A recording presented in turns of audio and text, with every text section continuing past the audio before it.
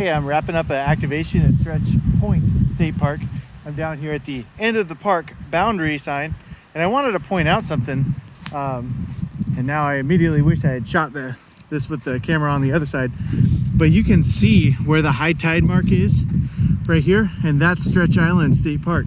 So with where this wraps around over here, at certain points during high tide, the state park itself is its own island separated from Stretch Island. So yeah, just completed activation of the park. Really excited about this one. It was my Captain Ahab's white whale.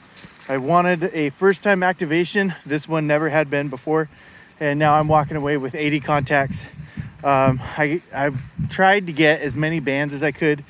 I couldn't pick up anybody on 2 meters. I'm talking to people from like my club, and everything is on the other side of a mountain down that way. So I could talk to people from my club off the repeater, but that doesn't count for parks on the air. So I couldn't get anybody on the national call frequency. I couldn't get anybody on 10 or 12 meters. I got a couple on 15. I got a almost 10 on 17. One of the ones on 15 was a person in Brazil. And he was really excited to get me because I was his first Parks on the Air contact he'd ever made, and he was super excited about it. He didn't understand how excited I was about it because it's by far my first contact in Brazil. Like, even from the home QTH, I've never made a contact that far. I got all over the States.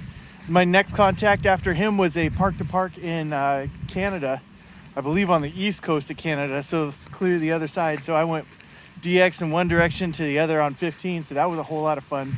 And then just the pile up I had on 20, it was an absolute blast. So I'm gonna walk up here to the end of the point. I feel like I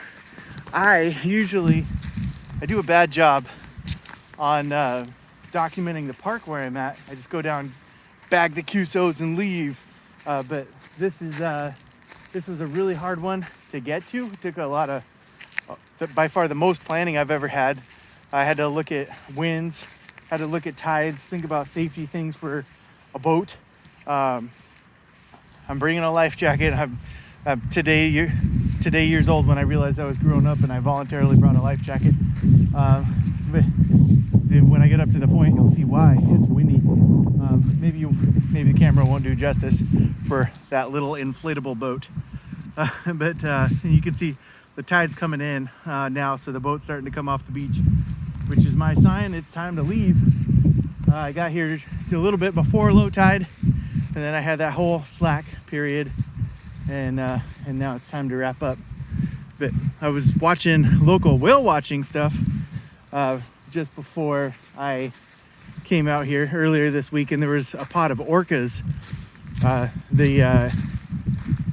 I can't remember which ones are endangered, which ones aren't. I think they all are. But this is one of the transient orcas that eats mammals. So looking for sea lions and seals and stuff like that. And I did not see any orcas today. It sounded like the whale watching shows all of a sudden they went the other direction. I did see there were 3 big old sea lions came through in a pack, eyeballing me. And then a couple of harbor seals came up right up to the water's edge staring at me. They were the only people that came out and asked me what I was doing in the park today. Oddly enough, for a marine access only park, you're not going to see a lot of folks. But, so that's a private residence. This isn't a very big state park, but the only way to legally get here is via boat. And you can probably hear the wind now. This cool little structure that somebody built just to hang out in. And that pretty much wraps it up. There's whitecaps. I'm glad I'm not going that way. I'd be stuck. I'd end up on a beach over there. I've been over there. There's nothing over there. So I'm gonna go ahead and wrap this up. But this is November 8th, Juliet Romeo Tango at Park Kilo 3277, which is Stretch Point State Park. And first time activation for this park. Successful, 80 contacts.